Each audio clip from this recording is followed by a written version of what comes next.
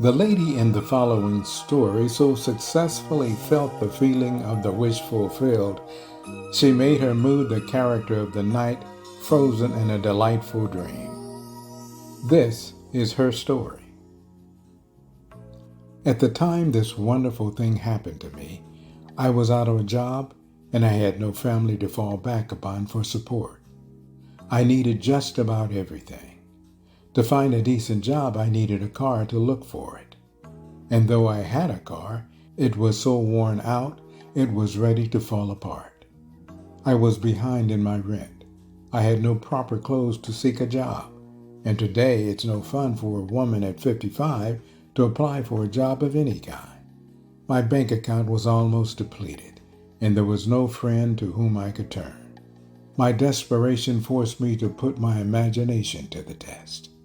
But I needed so many things, and in such order that I found myself exhausted when I finally got through the list. And by the time I was so nervous I could not sleep. One lecture night I heard you tell of an artist who captured the feeling, or word as you called it, of "Isn't it wonderful?" in his personal experience. I began to apply this idea to my case. Instead of thinking of and imagining every article I needed, I tried to capture the feeling that something wonderful was happening to me. Not tomorrow, not next week, but right now. I would say over and over to myself as I fell asleep, "Isn't it wonderful? Something marvelous is happening to me now." And as I fell asleep, I would feel the way I would expect to feel under such circumstances. I repeated that imaginary action of feeling for 2 months, night after night. And one day, in early October, I met a casual friend I hadn't seen for months who informed me he was about to leave on a trip to New York. I had lived in New York many years ago, and we talked of the city a few moments and then parted.